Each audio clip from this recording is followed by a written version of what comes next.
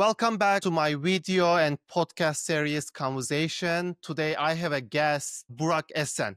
Hello, Burak. We have really interesting conversation because Burak is the founder of networking event called Posty event. Heard from my colleague, and then she attended one of your event, and then she was talking. I attend this event. It was really great, new generation networking event, and you should definitely go there. And I was checking your Instagram. And I saw your name, Burak Esen. It's Turkish, and I really curious. I told myself I should connect with you and learn more about your Turkish roots and your background, your networking, this event stories. So welcome, Burak. I want to start first your family, about your Turkish roots. Yes. Memnun oldum abi. Thank you. Thank you for having me. Product of a Turkish father and an American mother, African-American mother. He immigrated in the early 90s from Izmit over to the U.S. in Georgetown. Which met major? My mom. Major. He's the school of hard knocks, as he says. Okay. He came for language school, and he was Okay. in international business. I don't know details, but that's what I remember. And my mom was just, working. He did a lot of side gigs in retail on Wisconsin Avenue. Some of the stores are still there. Some of his old bosses are still there to this day. So I sometimes chime in and walk in and, wave to them like I'm Murat's son. His apartment's still there. So, the Georgetown area in DC itself is something that I have a lot of nostalgia, maybe is a word. I don't know if that's the right word, but it holds a dear place, Mark, because that's where my father's roots were made in America, right? So, to me, that's like the American dream for him to come here, not know the language, learn the language, raise a family in this type of area. I mean, during that time, it might be hard because there is no internet, coming to the countries you don't know and learning the English and studying here. Yeah, so I never had an excuse, I would get C's in English in high school, and Burak, you'll get C in English, your first language English, and he starts going off. So it's like the bar was high. At work also I am using the Heidi. Like everyone's learned from me because like me, yes. Heidi, let's go. Yes. The sense of urgency in the Turkish culture is something very unique. A lot of the countries in the area, that's the thing about Turkish people. It's very unique. We are like a melting pot within a melting pot. The ethnic melting pot, like I have traces to Greece, traces, Albania, everyone kind of trickles in, and then we're just our people, right? Everyone's looking diverse. Some look like my father, ironically, he looks like he's from Argentina. And then I look like I'm Puerto Rican, right? So everybody doesn't look like what they look like. But in Turkey, the diaspora, that's the word, is so rich. And, the history, of course, is so deep. But, a lot of these countries out there, like Greece, Italy, France, like there's a little bit more of a lax culture. And Turkey has that as well, I believe, just with all the times I've been there. But the hadi, the yura, like, let's go. It's something that, I have that in me. It's the Turkish and the impatient blood, right? There's a little bit of that in Never. We don't like. Yeah, my friends telling me like we are going to site visit, and I'm calling the Uber, and then they're telling me like, give us like 2 minutes. No, that's it. We are going. Hurry up. Yeah. I do the same thing. Even like my roommate will hate me telling this, but I'm gonna say it anyway. I hate to say it, but I do not drive slow. Right. I'm not a speed racer, but I'm definitely not a slow driver. He's the opposite. He drives like mini horn also. He drives like a baba, just like. But yeah, no, he just takes his time. I mean, it's fine. He never gets in accidents. That's okay. But like, my dad drove me to school from 3rd grade to 8th grade, and my brother and I, and of course. He had the stereotypical Mercedes. He only drove Mercedes. Still drives only Mercedes, and they must be 10 years old, right? Just a stereotypical. Yeah, I even sometimes when I speak to some Turkish friends or I meet somebody Turkish and we get in the conversation. This actually happened last Saturday or Friday. I said, "Yeah, man. So I'm a big car person, and you guess what car brand is my favorite?" And he literally looks at me, and we both say Mercedes. It is just like a running joke, and there's so many stereotypes, and I don't think stereotypes always have to be negative. They can be very positive, and it kind of brings that connection. Even outside of Turkey, Albania, Greece, all those other, some of the other Balkan countries. I know that there's a lot of differences and generational stuff that we don't even have to talk about, but there's so many similarities within each other. I mean, they got Uzo, we say Raka, there's, the Albanians have their own. So it's like the community, the culture of how everybody is hospitable. And I think now I think about it, I think a lot of Posties just comes from my roots, from, the way we entertained as a child, and the way when I go back to Turkey, almost every summer. It's just the cult, it's just I do it. I entertain in my apartment complex almost every weekend. I always have people over. It's like as much as it's a little stressful to always be at the pool grilling or cooking or making food. It's just like I'm so used to it. I'm used to I want to just come people to that around. part. Yeah, I want to Yeah. ask you later about the differences you saw Turkey and America, Yeah. because I always think these differences. But I wanna learn how they met, your father and mother. Based off my knowledge, just in the street, just how like people meet parties or at the club or something. It's so foggy in my head. I just know that my mom really liked the way he looked. When he Okay. came to the U.S., this is when like Rocky was a big thing, right? Mhm. The movie, and he actually would call himself Rocky. True story. He's gonna hate me telling this story, but he was like, "Oh, my name is Rocky, Marat Rocky," almost, same, different, right? And him and his cousins were hanging out in the city, and I Mhm. guess my mom was there. I think in like Adams Morgan back in the day, Mhm. right? And they were just chit chatting and talking. And I guess that's how like things started. Just typical. No, I mean, there was no Tinder, no Hinge back then, right? Oh yeah. You gotta talk to people in real life, right? Now it's more harder. Like It's even with so the interesting. Hinge or Tinder. It's like the added technology made things worse. And now we'll talk later about how it's been Yeah. proven that, in real life is just the way it is, way to go. You went last time to Turkey which year? 2021 maybe? It After was during COVID. COVID. It During was COVID. during. Yeah, it was Okay. interesting because the only two countries that were open were Mexico and Turkey. So my dad looked at me and says, Burak, you want to 3 weeks go to Turkey? I was like, sign me up, let's go. Yeah, it was terrible. But what happened was so funny. I was traveling there, and before even getting there, my dad's still a Turkish citizen. I heard he has a passport, something like that. He's a citizen of the US, but I think he has dual citizenship, something like Yeah. that. The Turkey is And accepting dual yeah, citizenship. Yeah. yeah, that's what it is. Because he paid 10 euros for his just COVID swab. I had to pay 40. I'm like these guys. And I didn't know. We get there, we had to do the swab, and my dad tried to like obviously bargain the guy down. I'm like, this is an airport. Baba's airport. Like, what are we doing here? But get there, and I'm posting on social media, like I'm obviously not in the US, but I'm saying I'm in Mhm. Florida just to make fun of the situation. And yeah, I mean, visiting your grandmother during COVID is kind of Mhm. crazy, but I don't know, I never thought of it. She needed the company, and it was great. She's COVID in was still Istanbul or no Bodrum, Yalikava. Bodrum. I Yeah. mean, during the COVID, being in the Bodrum, I think it's not bad Eh, idea. it's like, why am I gonna sit in Virginia, especially in the spring when it's all wet and rainy, or go to I know, Bodrum humid. right before the peak season? Yeah, it Yeah. was Yeah. incredible. And it was also, I had in typical Turkish fashion, you just pack everybody in one place. My grandma's flat is one bedroom, but you can make it kind of into two, and pull out couch and everything. And we live right next to the beach. Like I could take a Mhm. baseball and throw it to the water. And it's incredible.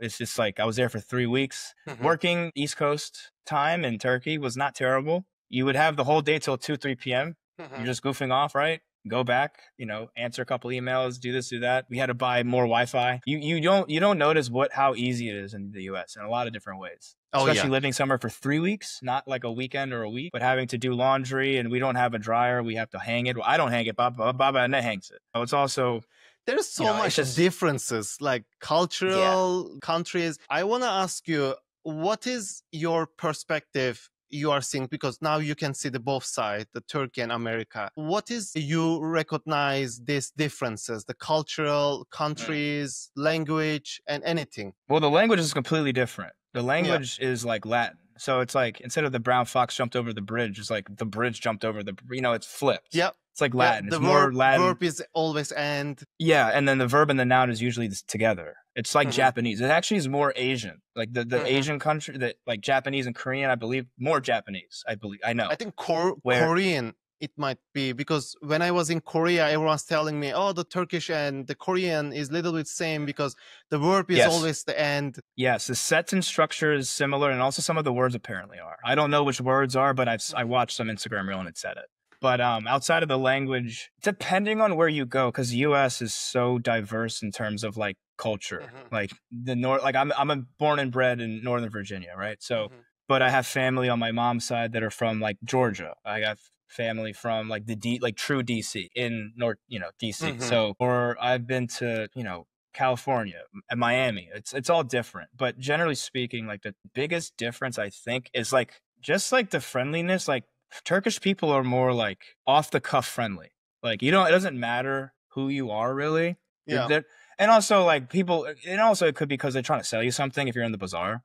Oh yeah. Of Outside course. of that, I think the biggest difference now that I'm thinking about it is the community aspect. That's it. Yeah. I think that in Turkey and a lot of European countries itself, I've been to Italy and my cousins are in Austria. So my dad came here and my aunt went to Austria. So when I go to Austria and Vienna, it feels a little similar because everybody's outside hanging out. You go somewhere after work to eat and BS with your coworkers and talk about life and whatever. So that doesn't really happen a lot, especially in this area, Northern Virginia, and kind of Everyone's busy. DC yeah. It's not busy. I think everyone just doesn't have the right priorities. My job is not a 9 to 5. It's a get it done. And if it's at 10 p.m., then you get it done. But I still make time to like go to, it's not like it's the bar. Like the bar is a bar, but I go to the bar because I want to like socialize. Like my roommate and I will go to Bar Taco and hang out. And we know the bar staff. We talk to them. We talk with each other. It could also just be in our living room. It could also just be outside. Like where I live in Northern Virginia is called Mosaic, and it's like a massive town center. So I could just go outside to a coffee shop. If somebody's in the area at the farmer's market, I'll walk outside and go see them. So I live here and I pay the rent and the fees because I believe in that community. You know, I was born in a super suburban neighborhood, cookie cutter homes built in the 80s. I mean, there was a bit of a community within the neighborhood. But once I got into high school and college and you're driving around and stuff, and there's no like third place. You know, in Turkey, especially in the cities and a lot, even in the neighborhoods, my grandmother's village, there's no like texting like, hey, I'm coming over. You just walk up the steps and you're just there. It's or just even continuous. like they're shouting each other from the balcony to balcony. Yeah, Tezia's like, yelling at the other one across the Or way. there is no camera because there is Tezia's. Yes, I was right about to say that. Yeah. Yes, that's all it is. So in Turkey, I remember the craziest difference, especially my brother, because my brother is not as like into the culture as I am. He's 4 years younger, but he's there and we're all sitting at the table. All meals are outside, right? You're not eating inside because there's no space. We have a massive table outside. It looks at the water. You know, it's like grandmother, you know, my 2 cousins on that. So it's like 8 of us, like my dad, my aunt, and then whoever else wants to come over. It doesn't matter. She's making all this food. Obviously the tea is being brewed and it's just on all day. It's 95 degrees, no cloud in the sky, and we're drinking hot tea. True Turkish culture right there. Just everybody's coming in, double cheek kisses, continuous. One person or one family or one couple leaves, another one comes an hour later. It's a continuous socialization. There is one advertising, I forgot the brand, people going to a restaurant and the restaurant owner telling them, we forgot tea. So we don't have a tea. And everyone's getting angry. Yeah, I would be too. It's real. And they didn't tell the people this is camera, like we put the camera. It's real. Like you can see the people getting angry. And after that, they are telling, no, it's a joke. It's a advertising. The tea is coming and the tea coming. Everyone's starting smiling. You can't do that to Turkish people. They're too hot-headed. For that reason, somebody's throwing something. We don't have any, like in America, I am, for example, Impractical Joker. I am watching and I'm telling to myself, this program cannot be in Turkey because people getting angry immediately. Somebody's throwing something. Yeah. Yeah, it's true. I think the community aspect, like it's just so everybody. And also, I mean, you don't see it a lot here. I only know 1 or 2 people that he lives on the basement of the house. His parents he's a father of now almost 3. I mean, well, they moved out at this point, but at one point, him, his wife, his first daughter lived on the bottom floor. Then the parents lived on the top 2, right? They had a pretty big house. And then the grandparents lived like 4 miles down the road. You don't get that around here usually. I'm a big proponent in creating your own environment. So for example, like that's why I moved here. I moved to a place where I can text anybody in my building that I'm friends with. Hey, let's go get a beer at Bar Taco. Hey, you want to go get coffee? I'm reading a book at the coffee shop. Or, you know, let's go on a run. Like, you know, that's why it's nice, at least now. And, you know, being single and in a nice community, it's like, you could just do whatever you want, right? You could walk outside and enjoy. I got farmers markets every Sunday and I run into people I haven't seen in years. So I always say like move, your location and environment are very important. Really, really take note and move somewhere where you're able to like really meet people or host people. I'm selfish. I'm lazy. If I don't feel like going out, I just host a party and I invite everybody over and then I have all my friends with me. Do you have any adding to the Turkey or culture or America or anything you want to mention? Oh, yes. This is something very not interesting. I guess it's a little funny, a little sad, but I think it's part of the culture. the dogs and cats. So, you know, I've had friends and peers see pictures or like just the sheer amount of stray dogs. And they're like, oh my God, like what? People do not care about animals as much as Americans do, generally speaking. Right. That does not mean Turkey does not care, because they do, because they tag them, they do all the shots and everything, and they track it. It's incredible. So the system is fascinating. Definitely. And, you know, definitely that's something that you don't see a lot in the States. And especially the one thing about America too is something I've learned from growing up and my dad always saying it. Nobody really talks about Turkey yet. They are now because of the tourism, the hair transplants and the, you know, getting LASIK and stuff. So, you know, everybody's like, oh, I've been to Greece, or I want to go to Greece, or I'm going to France. Those are Italy. Those are all the hot spots. So now Portugal, right? Spain. These are all the places that most Americans go to. Now in the UK, Ireland, and those other countries in Scandinavia, in my experience, I've met way more folks from those countries moving or vacationing in Turkey. It's just they know more about the country. In the US, it's a Muslim country. Therefore, they completely block it off. You don't want to go there. You don't want to go to a Muslim country. That's literally how it is. And you know, in college, I went to a school in Pennsylvania in the middle of nowhere. You know, just kind of had a lot of interesting conversations with people, you know, out of their own ignorance. One in particular, I'll never forget, my girlfriend at the time's uncle. This was after the coup attempt, 2016, I think it was. And I was going to Turkey like the next week. Or a week or two later, and he was like, oh my God. And he's a U.S. Marshal, so like he thinks a little differently. And he was like, oh, you're going to Turkey? Like, oh my God, don't you feel unsafe? And I said, to be honest with you, I feel safer there than here. Like, you know, you go into the malls, there's a dude with a loaded AK-47 at the metal detector. So once you walk in, especially in Bodrum, like you walk in, like if somebody wants to be stupid, oh, he's dead.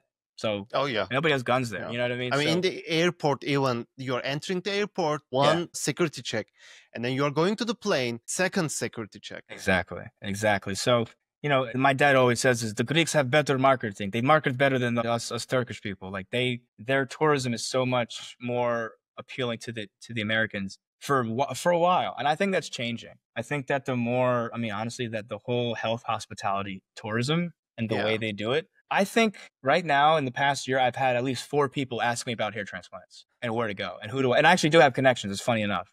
And they say, hey, if you want to go get a hair transplant, I'll come with you. I'll be your little like half translator. I got to relearn Turkish. You know, I'm elementary fluent. You know, I got to get back to my full fluency. Yeah, I can bargain. Yeah. And once they see my card my credit card, they see the name, or if I start speaking. Oh yeah, definitely. Yeah, they're like, oh my God, you actually like what? I was like, yeah, you know, that side.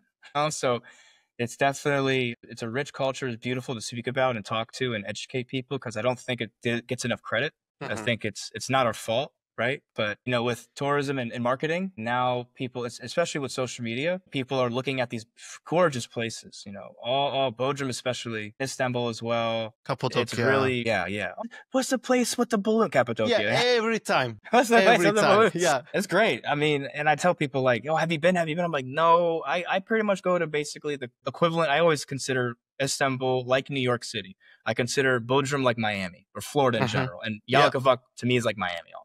Yeah. I'm that side. Cappadocia is like Utah. I'm not going to Utah unless I have like my schedule's already packed when I go, but there'll be a time. Community aspect. It's community first. Turkey is community first. Everybody's together. Everybody's very hospitable and shares. Of course, the age old stereotype of who fighting over the bill and who pays that. Yeah. I've never seen athleticism like Turkish men running to the front counter to pay the bill. When my grandfather passed away back when I was in university, after the burial, and that's the other thing. Turkish funerals. Insane. Right? It's insane. We need to feed the people. Yeah, it's feed the people, but also my experience. I'll give you a short experience. So first time my grandfather passed in July 2016. I was still at school. I was summer semesters at Penn State. There was like a big weekend. It's called Arts Fest. So everybody comes and visits and we all party, whatever. Saturday morning, I never forget, my mom calls me, which she never does in the morning. Hey, your grandfather passed away. You need to come home. What? It's like at 8 o'clock. I'm hosting a party. And I looked at my friends that drove 4 hours to go see me. Hey guys, I got to go back home. You got to take me. And I'm like, why? He goes, my grandfather passed away and I have to go to Turkey. And I'm like, and he's, we have the last flight for Turkish Airlines at 11 o'clock, which is the best flight to take, by the way. Just anybody listening, this is the best flight to take. So you go to sleep immediately, you wake up in another country. It's great. That's true. Yeah. Yeah. So get back home, drive down, just throw stuff in a bag. I'm on the plane. I get there. You know, in the U.S., if you're, let's say if you pass away on a Monday, you're not buried or no funeral until the next week, 10 days at the earliest, right? So people can no, in Turkey, yo, you're dead Monday, Wednesday, that's it. You know what I mean? So it was like I was in a movie, like I was in like the Twilight Zone, because it was everything. I didn't feel real. I'm in a, this was the first time I was in Turkey in probably 10, 12 years. So it's like coming right back into the culture that I missed and I didn't have. I was, like I said, fluent in Turkish from a child till about 8. My grandparents, I was the first grandchild. So my grandparents moved in with my family to raise me. So they spoke me only in Turkish. And it blew my mind when I saw the old videos of me just speaking fluent Turkish. It was insane, right? So go back, at 21, meet all the cousins and the old aunties that I haven't seen in forever and all that. And then, they take him out of the freezer. He's just like this. And it was just like insane. And my dad was trying to tell me, like, look, this is going to be crazy. Just hold yourself, right? We're all, still very, very tight and tense, and puts him in of course, the van to take him to the burial ground is a Mercedes.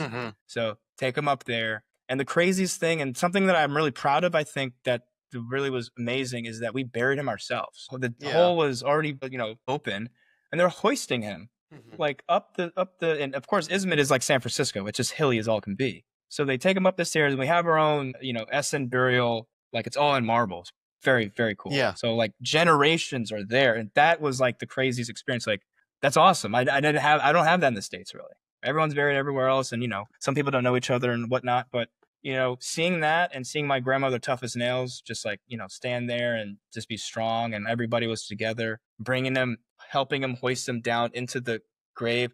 Men in suits, nicest suits, fresh, newly shined shoes in the dirt with shovels, just shoveling. They're passing shovels around. And that to this day will be the biggest memory. I tell the story all the time that, funerals are never fun, ever. But, being the oldest grandson and having such a close relationship with him, although the language barrier was a little there still, but I've had so many amazing memories for 21 years, right? And doing that and burying him, helping bury him. It's very, when I tell this story, people are kind of like, oh my God, you see him, and it's a completely different experience, right? And then right after that, we go to the mosque, do the service. And then after that, it was just party, raka pouring, everybody's laughing, everybody's dancing, all the typical music is playing, and just, and I'm just like, we're celebrating life. We're not mourning death. They're celebrating life, which is something that Turkish people really do well. Yeah. And then we went to this big restaurant that he loved. And we had like the next following year,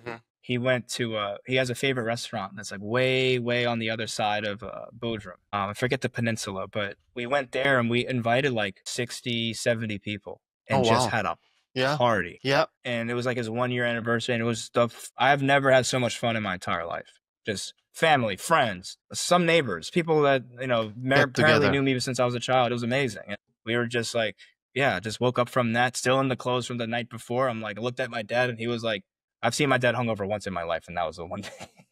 And it was amazing, though. But, alcohol or all that aside, it was just like, I don't see a lot. I've never had really a big experience like this in the U.S., and I've lived here my whole life. So it's like every time I host something, whether it's Posties or a birthday party or just people over, like I have that Turkish hospitality in me. We always talk about Southern hospitality, but like Turkish hospitality is a whole nother level. It is. Because also like we like the touching. It's so weird. Yeah. Because we are touching, like doing, and people in America is looking so weird. What are you doing? Yes. Yeah. Yeah. Even though like the double cheek kissing. Yeah. There's no. The double cheek kissing, even for men, whatever, it doesn't matter. And that's like, we have a little bit of like that Latin culture too, right? A little bit of certain qualities. Yeah. That they do when I go see, I work with companies out of Miami. So whenever I go down there, they do the double cheek thing. So like, they're like, oh my God, like, how did you know how to do that? I was like, oh, I'm Turkish. It's the same thing. We do the same thing, right? So it's just, there's so many similarities, and that's what makes it beautiful about having people from mixed cultures and backgrounds. It's like, there's most of the time, there's a commonality that we can find and bond over. And then to also talk about some of the differences, but how we're really the same freaking people. I never forget, I was in the mosque doing the whole prayer and everything, and my cousin Orkan was like, Burak, are you a Christian or what are you? And I was like, I mean, I'm just spiritual. He goes, okay, me too. We are the same. That's all he said. For some reason, that made me feel really comfortable. Because I'm in a mosque, and, obviously my shoes aren't on the carpet. I'm like, okay, I'm just following everybody. I don't know what I'm doing. And it was just like, okay, we're doing this and this is what we do. And it was beautiful. And I want I to don't know, ask, just, yeah. have you ever been like in a situation you scare or you feel something happen, any racist stuff in Turkey? In Turkey, no. In America, yes. Turkey, no. They may look at you funny, but then I just don't care. They may be looking at me funny because I'm dressed different. They may look at me funny because I look like a tourist, because I pretty much am. People only like us asking like, oh, where are you from? America. Oh, wow, come here. If you're from Yeah. America, they Yeah. want to talk to you. Yeah. It doesn't matter what you look like, at least Yeah. for me. And look, I also like I look more like black than I look Turkish, obviously. So firsthand, they don't know. And my brother, he looks like Dominican. We do not look Turkish unless you see our names. Our names, Burak Esen, like it's the most Turkish name you can possibly get. And you know, we go there and I have never had an issue. People have always treated me nicely. Like, you know, I don't have any negative experiences. I don't. That's and good I mean, to hear. there could be other folks that may have had it, but no, nothing. No crime. People definitely no talking, robbing. but like most important, if no any harassment, no any like a crime or anything, that's the most important. Zero. Never been picked, nothing. Also, nobody I've heard has ever been harmed. Good to No hear. negative experiences. Now in the US it's different. Having a name and not looking like your name, if that makes any sense, is interesting because, you know, the typical, you know, substitute teacher when I was in school. I mean, I went to a pretty diverse private school, so we had a lot of kids with a lot of unique names, at least unique to America. And, you know, you would hear the, you know, John Smith, whatever. And it gets to the E's, like not the beginning, but like I knew every time she would pause. It's Barack, don't worry about it. But what's that from? And, you know, it's from the Quran. It was with the Q. He took Muhammad to Mecca, and I have it with the K. And, you know, they always talk about it, or it was always a conversation starter. So definitely have more positive than negative. One story I have that really hurt when it happened to me. Now I could just talk about it like it's funny. I was at a tailgate. Penn State's a big tailgating school, big football school. So, you know, every Saturday you're tailgating. I'm with my then girlfriend's friends and families, right? So it's just us two as a couple and then, you know, family and friends, whatever. Obviously alcohol is involved. And one of the moms comes up to me, and this is during Obama's administration. Mind you, my name is Burak. All right. You can always tell the level of ignorance of somebody when they ask me about my name. I always know, like, I mean, and I say ignorance lightly. Ignorance can be a good thing and a bad thing. I'm ignorant in a lot of things, right? So some people just aren't worldly, which is okay, right? That's fine. You know, that's why we travel and that's why we learn. You know, this one person goes, oh my goodness, she just said it like this. I don't know why the conversation came to this, but she goes, I'm so sorry, your name is Barack. And I looked at her like, excuse me? What does that mean? And then, you know, the president, she was just, you know, bad mouthing Obama. And I'm like, ma'am, if my name was George and you didn't like George Bush, would you say the same thing? And my name is not even the same thing. It's a completely different spelling, different root, right? Yeah. You know, and I'm just sitting there like that. It just made me so angry at that moment. And I just turned to, you know, my then girlfriend, like, hey, look, we got to get out of here. I'll tell you later. So we left and that was it. But, you know, those are the situations I've had. Outside of that, you know, you get some sort of like side racist, if that's even the word. Like, yeah, I don't know. It's just, you get some dumb jokes. Yeah. Especially when you go to like a public high school or college and there's not a lot of Turkish people. So, you know, you'll get that. But I think that's with any kid from, you know, with like, you know, ethnic background or a background in the Middle East or the background in, let's say, Asia. There's always going to be jokes, any race. Definitely. No matter what. So it and just comes with the territory. Unfortunately, yeah. But once you turn in your 20s and 30s, it just goes away. It's just immaturity. So it's more now, like I say, it's more of like me laughing about it and telling the stories and just like, hey, this is just part of it. It's part of life. It's going to happen. But also, like, it is brave choice. They picked your name and your brother. I'm not sure your brother also named Turkish. Doruk. Turkish. Yeah. So it's a brave choice, and your mother accepted. Yeah, I don't. That's interesting. That's an interesting point because I always ask my mom, like, why? What made my name? And actually, my grandfather named me. So first grandson, he found out. He's like, oh, it's a boy. Like he was going crazy, all that, and he named me. He named me my brother. My mom, I don't know if she didn't care, and she always wanted girls too. So maybe if she had a girl or girls, she would have named them. But for me, no, she just said, no, you got it, and that's how I was made. You know. No, there's no American in my name at all. Yeah. That's so like I don't a know. Tough choice. It was weird because when I was growing up, and this is something that growing up, and I lived in a predominantly like white area for the most part in my neighborhood, and I have friends named Matt, Ryan, Ben, whatever, Nick. You know, just insert typical American name here. And I wanted to be like them. I wanted to have my hair straight. I wanted to, wear what they wore. I wanted a name like that. My mom's maiden last name is Mills. So to this day, I first made my Facebook account in 7th grade. Shoot, I don't know, that's a while back, 15 something, over 15 years ago. It was Burak Mills. So now the URL still is Burak Mills because I wanted to sound more American, which is insane. Because now I love that I'm so unique. But I think a lot of young kids, especially ones that come from like just like an ethnic background, especially when you're also half black, and that is a whole what's the word I'm looking for? Just like you just don't like it's like an identity crisis. Like, you're kind of getting ping-ponged around like you're too white to be black, too black to be white. But I'm not white. I'm Turkish. Turkish people are technically white. Like, I don't know. This is just me, and when they see my parents, it's like, oh my God, like you're actually like, this is like, you're in a bilingual household. Like my brother didn't, that's another thing. Brother couldn't speak fluent English till 5 because he was being spoken to in Turkish 50-60%, and my mom's speaking to him in English. So then my dad started traveling 3 months out of the year, 4 months out of the year. So it just ended when I'm 8, 9 years old. So, but it's like, and I think now in my late 20s, I am kind of coming back to appreciating my culture. And so thanks for having me on this, is because, I'm proud of both sides of my culture and heritage, but now it's like I'm re-exploring it. Like I'm following Turkish media. I'm making Turkish friends, And there's 2 more Turkish people at Posties that come now. We have Arif and Onur. Yeah, no, we have like a little bit of like a Turkish group, but then Posties is beautiful. Yeah, I will definitely join in July. Not your running club. I'm not the running person. Yeah, me neither until last year, but I call it a fitness club. We run sometimes. So we're trying to do more than just running. We want to do volleyball, or I don't know. I'm leaving it up to the community to tell us what we need to do. Yeah. Do you want to add anything in that chapter? If you haven't been to Turkey or thinking about it, go. Okay. If you need anything about Turkey, please let me know. I think Turkey is one of the most underrated countries in the world to visit. I think that it doesn't get the credit it deserves. It's one of the richest cultures in the world. The people there are so hospitable. You don't want to leave. You'll cancel your flight back. You'll be amazed how much English, how good people speak English in Turkey. It's one of those countries where most people do speak English, in Istanbul and even like Izmit. Even, of course, Bodrum too, because it's so cosmopolitan and it brings people from all around the world. You have to go. Do you think Bodrum is expensive? It's like going to Miami. I've paid $10, $15 equivalent for a beer. There's also cheaper food too. You don't got to get the doner on the strip. Go to get the doner down the street around the corner with all the cats in front. Yeah. Just be ready to pet a lot of dogs. The dogs don't even beg you for food, but I think the outside it's just the richest. I mean, I'm biased obviously, but I'm saying like it's just a beautiful place to go. I mean, so that's it. Cat also, the cat, dogs and cats everywhere. So for that reason, we don't have any rats, which is amazing. New York, pick it up.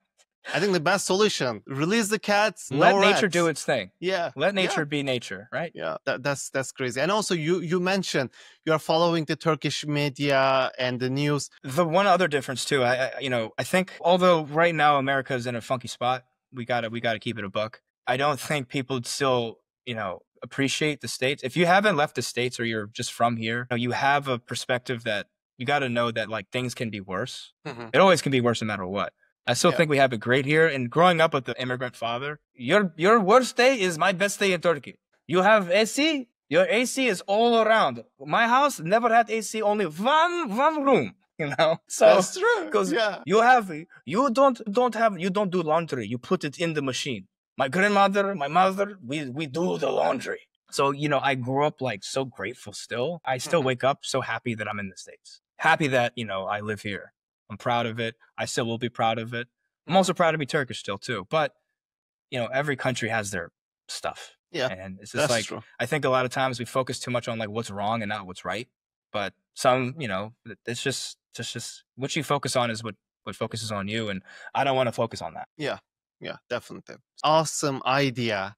The networking event. How it came to you? How you find it? What you were thinking? It wasn't actually made by me at first. The idea was sparked by my business partner, Sil. Salil and I went to college together. I was a year older than him. Actually was a guy that convinced him to go to Penn State. We were both from the Northern Virginia area, both go to Penn State. And, I was really good at throwing parties in college, especially my freshman and sophomore year. It's just what it was. Like it goes back to the Turkish roots. I guess I was very hospitable. We did very good parties. We had everybody safe. We had, you know, great music and whatever. We had DJs sometimes and great games and pig roasts and all the lot. So that background of hosting has always been in my blood. From as a child, we had parties at my house. As a teen, you know, always having people over for my birthdays and things when I was a kid and in high school. And then in college, I was throwing all these parties. And Penn State is a big alumni base, is the biggest alumni base in the country. And, you know, getting out of college, I was trying to find a new job and I was going to Penn State Business School networking events. And I hate to say it because I know them very well and I still go to them. They weren't great. And they knew that. And this was what? Pre-COVID, right? And they weren't great. And it wasn't like they weren't great, but they could be so much better. And to your point earlier that I think before we started chatting, you know, networking events are just stale. The word networking itself is just such a gross word. It's like saying moist or like synergy, just these gross words that are just give you the ick. You know what I mean? And Yeah. I wanted to change the way we look at networking. I don't think networking should be just about your job. It's about your interests outside of work. I think that, you know, there's not a third place anymore, especially around here. And we've already alluded to that. I don't, and Posty's was an idea that he had. He was in investment banking, lived in New York, and then worked at a hedge fund in LA. And he was getting fired basically and came home to Virginia and was just interviewing for new jobs. He hits me up. He goes, "Hey man, I have an idea to run by you. Mind, let's catch up." I haven't talked to him in like a year and a half after COVID. So 2023. Or yeah. And we chat and he goes, "Hey man, I think I have this idea and I'm sick of my high school friends. I'm sick of the same, you know, especially when you're born and raised here and you come back to live here, you're just back into the same circles, which can be a luxury as well. But he's just like, I just want to find a way to meet new friends." And I said, "You know what? I have the same itch. You know, I was very fortunate with a lot of my friends, but there was certain circles and certain places I was in that I just didn't need it. You know, I wasn't fulfilled anymore. I changed lanes and just went another route, which is fine. You know, mid-20s, 25, 26, that's kind of what happens in general. And some people mature faster than others, but for me, I found out like around 26, 27, I was settling down in a relationship. I was trying to really jumpstart my career. That's where I started making money in my 9-to-5 job. And I was like, I need to just be in circles that fit me who I am now, right? All these people I've known for 10, 15, 20 years, they kind of know me for the past, like the party guy, the college kid, or the class clown in high school, which I'm still always going to be that goofy person. I also have that in me, but I think that my interests now are so much more different. My interests and desires and what I like to do are so much different. And both of us looked at each other like, look, we need to do this. Let's try it out. The worst that's going to happen is we try it. It doesn't work. Then whatever. We tried it. True. So, I have connections in the social media space. One of my buddies, I'll give him a shout out because he's been the catalyst for this. DC Spot, Alex Hussein, is the main reason why this actually was able to be sparked, because he makes those TikToks and Instagram reels for restaurants and bars across the DMV. Very popular. So he's very connected. I know he's popular. Yeah. Yeah. So yeah, he did the one at Churto. He's done tons of other ones. He's been any happening place in DC. He's taken a video for, and we grew up together. And he put me in contact with Jad at Wilson Hardware in Clarendon, and the rest was history. All I did was, hey, I invite 10 people. Salil, you invite 10 people, and tell those 10 people to bring one friend.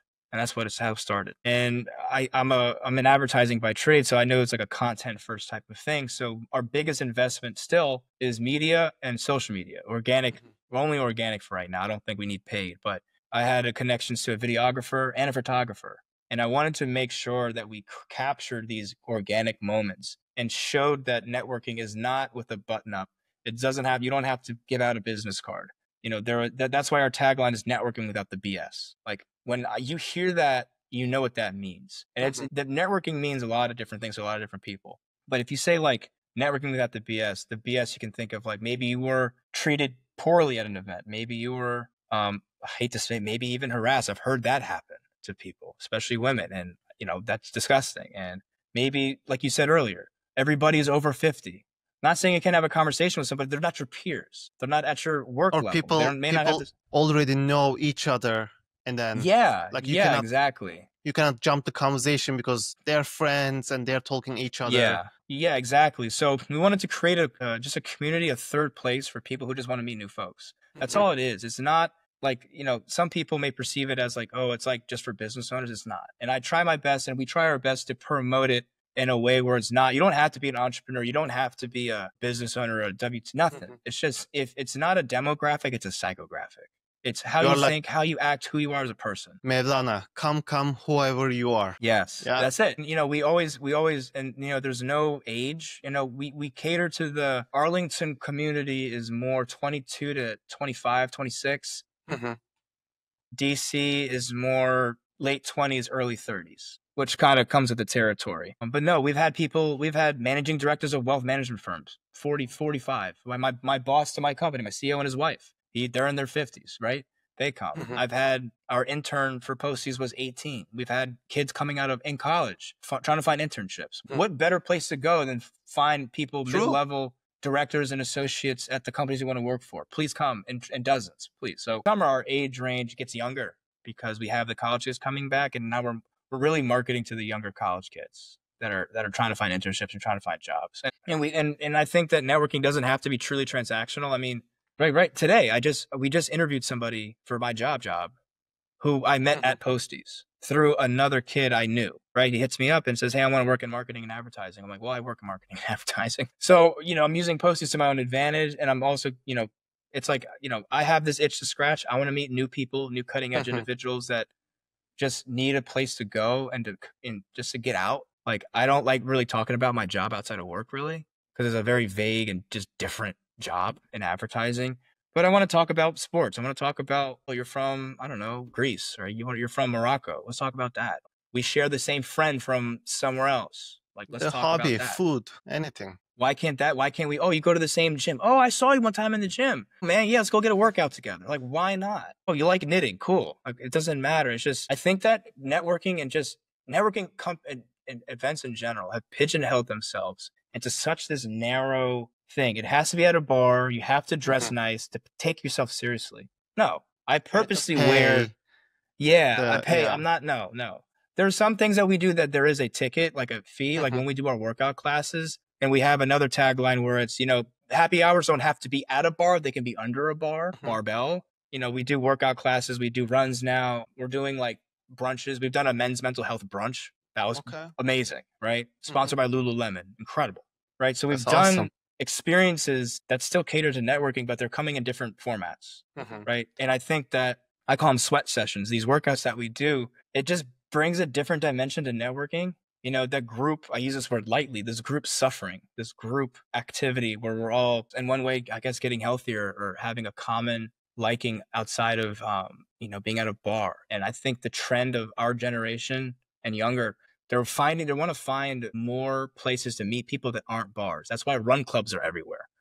I never wanted to make a run club. From the beginning of Posties, we vowed to never make a run club. But now we break our own rules, kind of, where now we're hosting runs, but we're calling it a fitness club.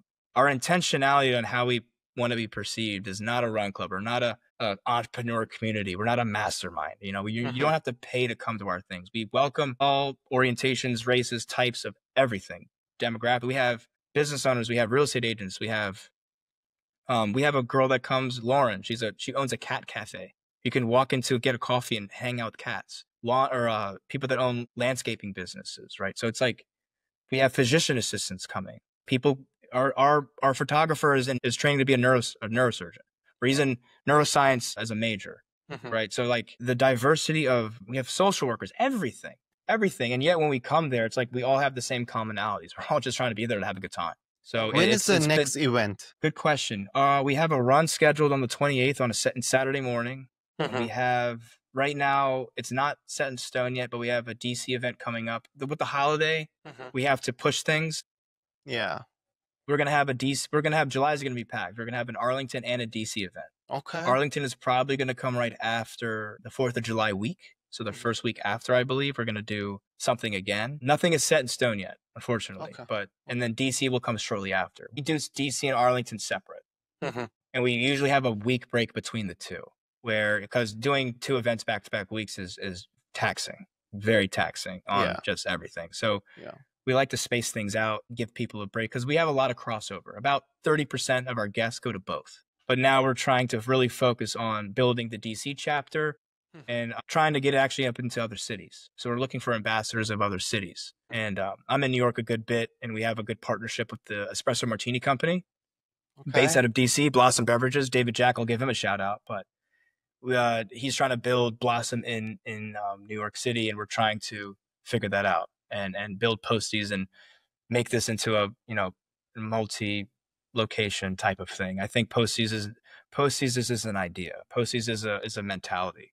And I want others to build their own Posties communities in other cities. And Why not? that's just the way it is. I think that there's never too much of this. I think some people would tell me, "Oh, this is going to be hard for you. Like, how can you get people out of the house?" You got to give them a reason, and you got to show it. A lot of networking events don't show it. We invest heavily, and we pay a lot of money for the pictures we post, the content we make, the partnerships we strike, the restaurants we go to. We're very picky on where we have our networking events. Like, the vibe has to be there. The staff is on board with us. And, we really make sure, and me and my business partners, there's 3 of us and 2 media guys. So 5, a total of 5. And we have like our VIPs, like our repeat customers. And they themselves do such a good job of being advocates and talking about Posties out and about. The best marketing is honestly word of mouth. It always will be. And when you create something and you make it so welcoming, and people leave better than how they came in. And we've had stories of, like, my girlfriend's mom passed away 2 months ago. Her first engagement in public was Posties, and she wants to come back to the next one. Like, that makes a difference. It is. People have stressful jobs, or their girlfriend may have broken up with them. Like, I've had friends that have, or now new friends, or people saying, "Yeah, my wife." This is a true story. This guy goes, "My wife left me, and we're going through a divorce, and I just found this on social media, and I came," and I'm just sitting there like, "Please come back."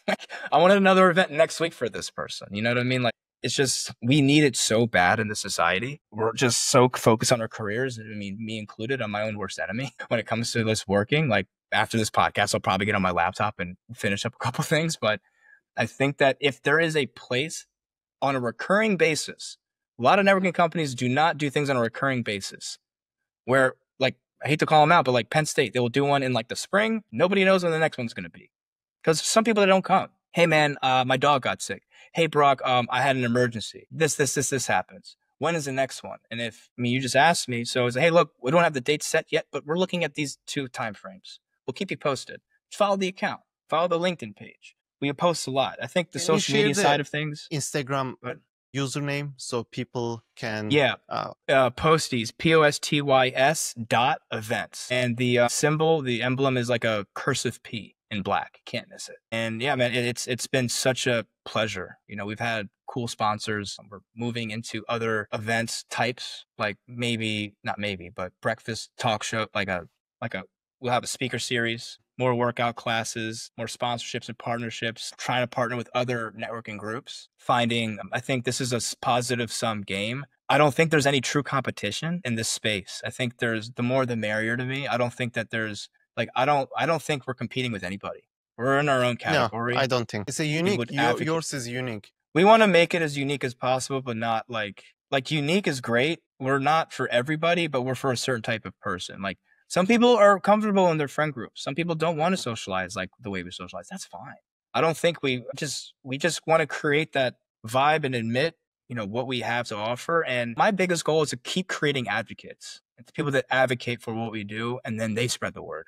Because I'm only one person. And, having people see the social media page and going like, "Oh, that's what they're about." Like, that's beautiful. It's like, I have FOMO. Like, they're missing out. They see the videos that they haven't been to yet, and they want to come to the next one. So I think leveraging our social media presence has been probably the biggest catalyst for our growth so far. Almost at Awesome. 1,000 total guests overall. We're very close. But yeah, it's been a fun time. Thank you so much, Burak. Today I learned a lot. Turkish culture, your roots, and the networking, this amazing idea you bring to DMV area. Thank you so much. Let me know if you want to add something. Yeah, I think when it comes to Posties, I mean, my call to action for everybody out listening is, if you've had this feeling inside that you just want to meet new people, you just are sick of your friend group, or you're new to the area, whether it's DC or Arlington, and you need a third place, we're more than welcome to have you. there's any of your friends that feel the same way and share the same values of you that you want to bring out, we welcome everybody. I think there needs to be more of this in the world, and we are only growing. Bring your best personality. Don't change for us. Come as you are, and we hope that you leave better. And we hope we add to your week and we add to your time in this area. I know that a lot of people in DC come and go, but while you're in DC or while you're in Arlington, I hope that Posties can be a part of your life, and the community can be something that positively impacts you. And that's all we're here for. I appreciate you. Yeah, that's awesome. Thank you so much. Please don't forget to subscribe, follow, or any comment. Let us know if you have any question. We are happy to answer all your question. Thank you.